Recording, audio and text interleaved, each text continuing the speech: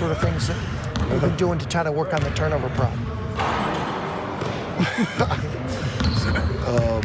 I mean, just, like passing, catching drills. I think just kind of continuing to stress in video, in live play and practice.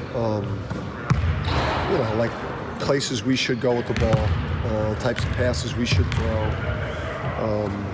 And kind of get back to just a couple games ago where, again, we were struggling to make shots. We were struggling to make twos, struggling to make threes, but we were pretty good with the ball.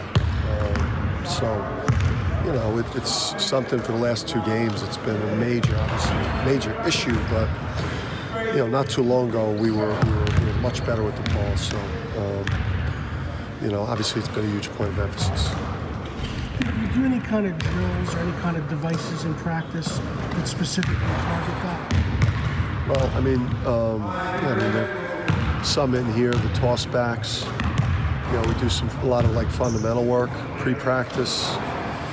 Jump stops, catch with 2, pass with 2 hands.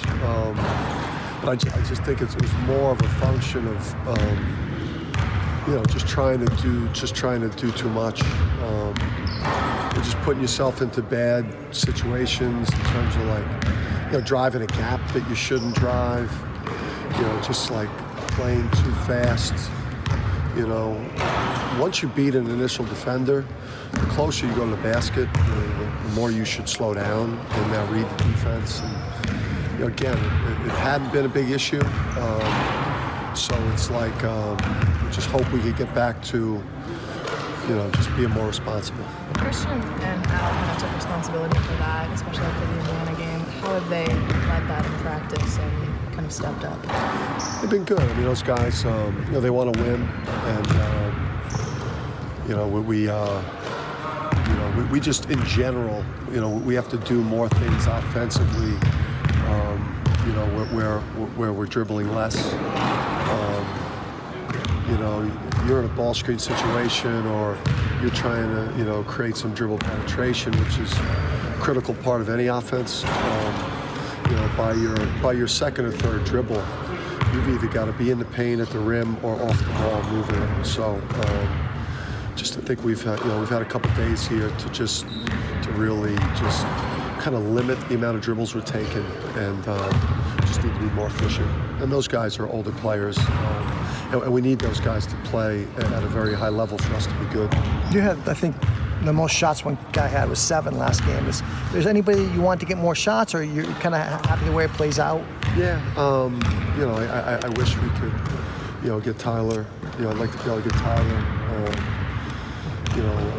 more different types of shots, just so he'd be maybe a little bit tougher to guard. But I think we have to be a pretty, even distribution in terms of points. I think we've got to be a team, if we're going to be successful on offense and fix that end, we got to have a number of guys that score between 6 and 14. We don't have anyone that's going to, drop 25 and save us. We've got to be we got to have balanced scoring. The ball's got to go to the open player, and I think that type of balance is how this team could be effective at that end of the court, because we don't really have a, maybe minus James at some point. He's got the potential to be a prolific scorer. We need the rest of these guys to be really good basketball players. Both ends of the court, rebound, locked in on scouting, just good players. Tyler seems to do his damage in bunches. He'll get a little 6-9 point run, and then who's that? Tyler Polley. And then it kind of disappears for a little while. I think it's a physical. It's a, to be honest, it's a lack of quality screening at our end. I got to do a better job of bringing the team along from an offensive execution standpoint, understanding timing, understanding how to use screens, angles. He's got to get more physical at the point of screens. Can't get ridden off screens so much. He gets a majority of his threes in broken plays in transition. We gotta just find more ways in the half court to get him cleaner looks at threes when the game's settled into more of a half court game.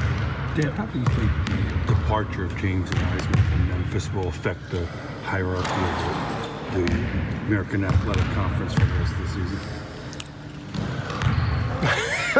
I saw you looking at the trophy, so I see where you're going. Hey, listen, anytime, they've played really well, without James, and they've slid Precious over to the 5, and that looks to be a comfortable position for him, and they have a really deep, talented team to begin with.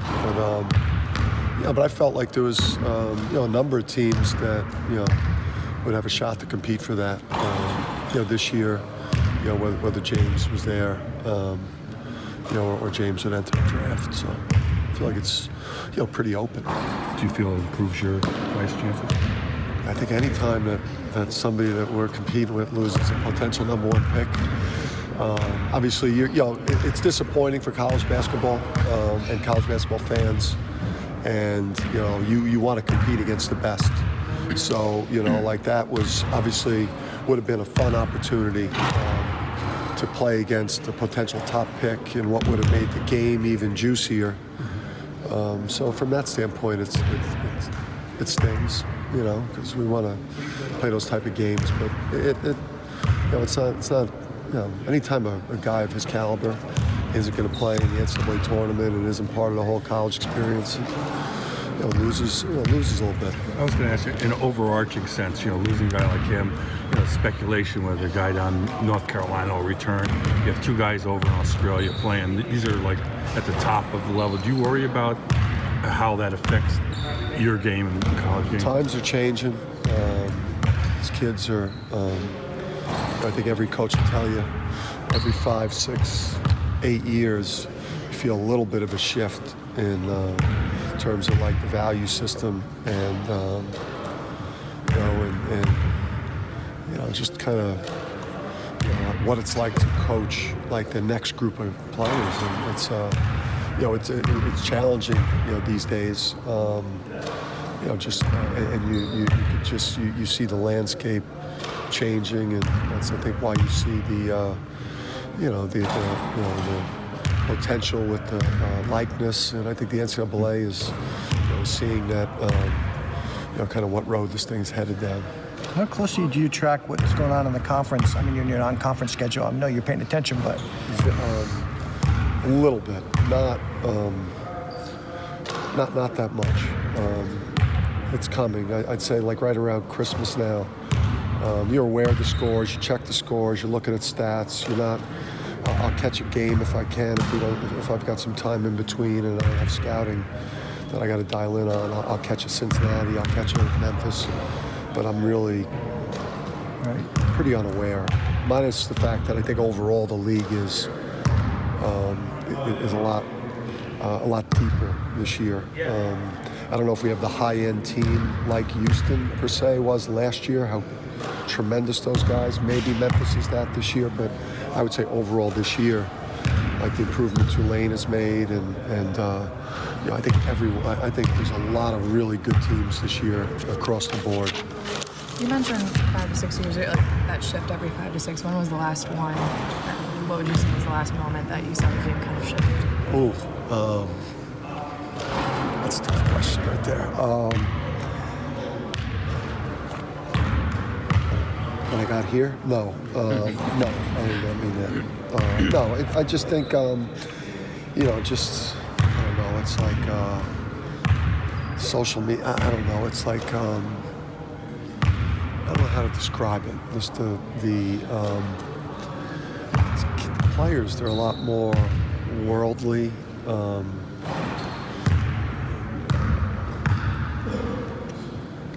don't know where, you're gonna get me in trouble. I'm gonna get like direct messages on social media because I'm complaining about this generation. I'm not complaining. These guys, they're a lot more worldly.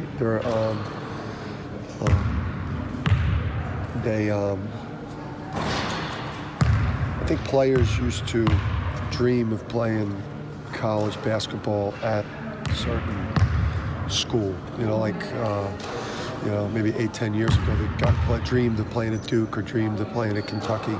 I think now they dream of playing on the Lakers or the Knicks in college has become a little bit of just a quick stop on the way. How did you change your coaching style kind of to reflect that, or do you just keep doing this? My philosophy is it's develop as great a relationship as I can with the player, and invest so much in player development, both on and off the court, and spend so much time building a team bond that they feel like, while they're investing in the team, that I'm addressing their development for the level they want to get to. So, and we address it during the recruiting process too. With guys like Cook, the guys we recruit that have that type of potential is, when you're here, it's not, it's about us winning together. This is a partnership. Like you've got to help me build a championship level program, and I will help you sit in the green room one day. So we talk partnership. Just with the holiday coming up, obviously kids are getting ready to go home. The whole distraction potential about, let's take care of business. We have a program. We don't have a guy in the program with a winning record. We don't have a guy in the program that's had a winning record in college. So, we got a long way to go as a program. We can't take the foot off the gas in a shoot around, or a video session, or a practice session, because we're so far away from where we want to get to right now. Never mind game day, worrying about flights or what's under the Christmas tree. So we got a long way to go, and we are so urgent with our preparation right now, regardless of who we're playing. How do you see that in the older players, especially Christian and Al, that they haven't won and that they've not been to the NCAA tournament? Yeah, it's a tough thing. I mean, it's a hard thing to overcome in a program.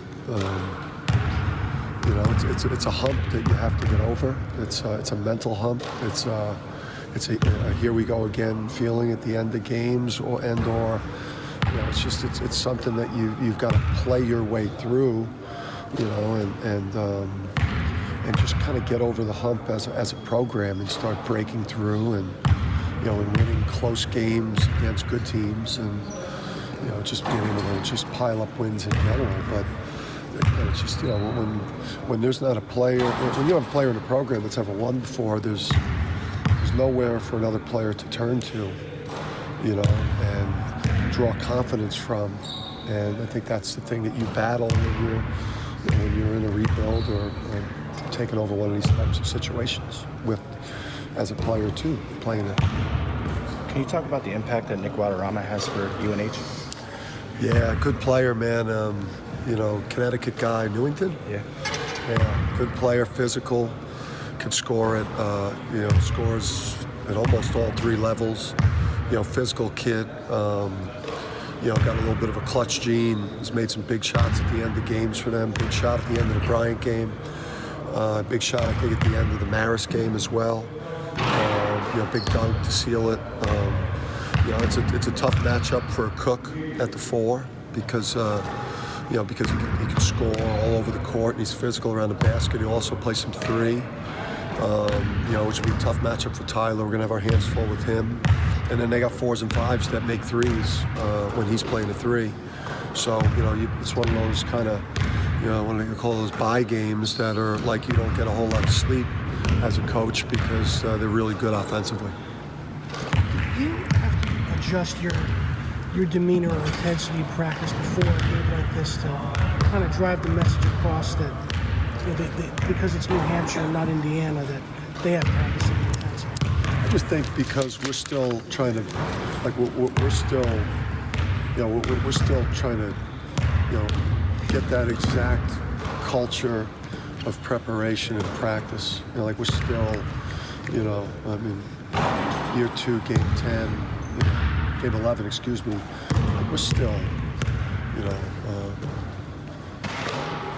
developing that culture of preparation and how you need to show up every single day across the board. So, our practice intensity is, for games that I might think these guys may not be as respectful of the opponent, I definitely turn it on. Before you're playing, a game, maybe, before you'd be playing at Duke or in Indiana at the Garden, you're trying maybe to build them up and instill more confidence. You definitely, game by game, trying to get a sense of, are these guys going to sleepwalking? Are they going to sleepwalk? Do they need confidence built up? Yeah, it's a constant mind game.